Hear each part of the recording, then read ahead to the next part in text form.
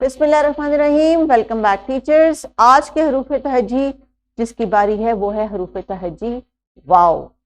और वाव हरूफ तहजी की आवाज इंग्लिश के हरूफ तहजी डब्ल्यू और वी से थोड़ी सी मिलती जुलती है, इसलिए हमने उस साउंड को और इस साउंड को भी आपस में लेके कनेक्ट करना है। लेकिन जो अलग से चेहरे हैं उनकी क्लैरिफिकेशन बच्चों को होनी चाहिए कि जब इंग्लिश के क्लास में ये वाली साउंड निकालेंगे तो कौन सा इंग्लिश वाला फेस है और कौन सा उर्दू वाला फेस है।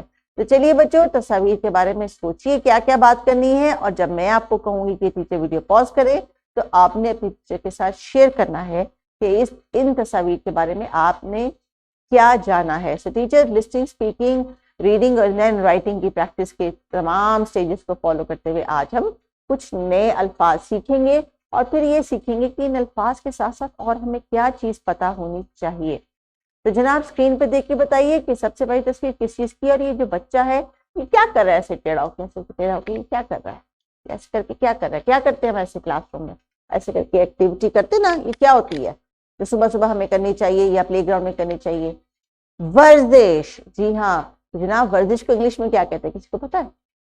एक्सरसाइज। जी हाँ, एक्सरसाइज को उर्दू में वर्जिश कहते हैं। और वर्जिश हम इसलिए करते हैं क्योंकि ये हमारी बॉडी के लिए अच्छी चीज होती है, और जब हमारी बॉडी ज्यादा हिलती जुलती है तो हम उतना ज्यादा अच्छा लर्न भी करते हैं। हमारी बॉडी से कनेक्शन है हमारे ब्रेन का, और ब्रेन की हेल्थ अच्छी रखने के लिए हमने बॉडी को मूव करना है और वर्जिश करनी है। तो चलिए टीचर्स, वर्जिश और इसकी खूबियों के बारे में बच्चों से बात करें और इनको इनकरेज करें कि खुद भी वर्जिश करें, और घर जाके अपने घर वालों को भी मोटिवेट करें कि उनको वर्जिश करनी चाहिए।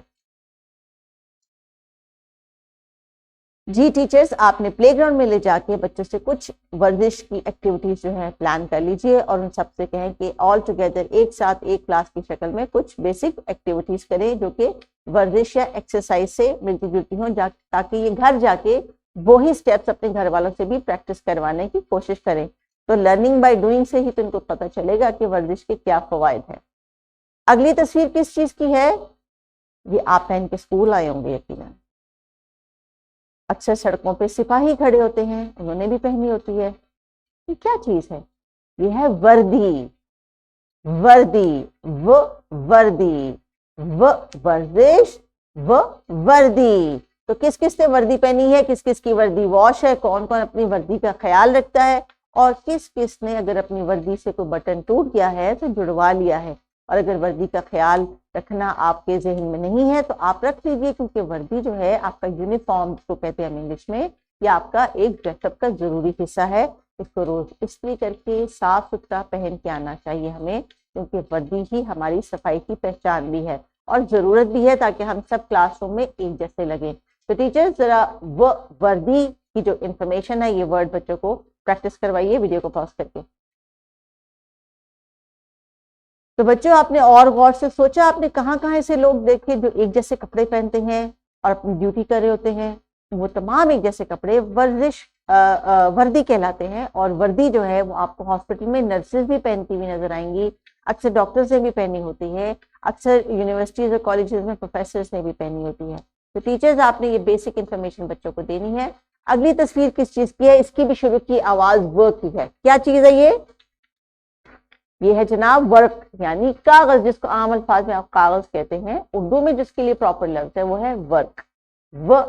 वर्क यानी कागज, वर्क। तो चलिए आवाज को रैप अप करें। वो वर्जिश, वो वर्दी और वो वर्क।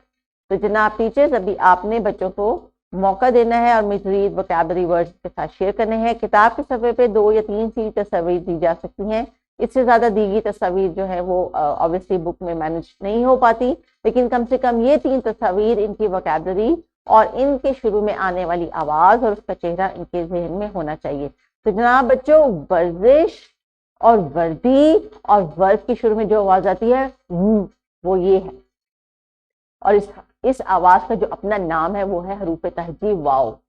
वाव की आवाज है शाबाश। अभी जब आप इन आवाजों को अदा करेंगे तो आपके ज़हन में ये वाला चेहरा आना चाहिए उर्दू के सबक में। शाबाश, वेरी गुड। तो टीचर्स प्रैक्टिस करेंगे आप। और आर्ट की एक्टिविटी के लिए आज जो मैं रिकमेंड करी हूँ वो है जनाब छोटे छोटे पेपर से कट आउट। आप बच्चों को देखिए ग्लू लगा के स्प्रिंकल करवा सकती हैं फॉर योर सॉफ्ट बोर्ड।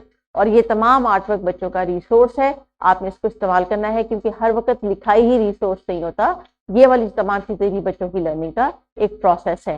तो बच्चों शाबाश, अब आपने घर जाते हुए रास्ते में देखना है कि कौन कौन से लोग आपको वर्दी में नजर आ रहे हैं और कौन कौन से लोग जो है वो रास्ते में वर्जिश कर रहे हैं, और घर जाके आपने घर वालों से भी वर्जिश की प्रैक्टिस जरूर करवानी है, जो टीचर आपको क्लास में स्टेप्स बताएगी।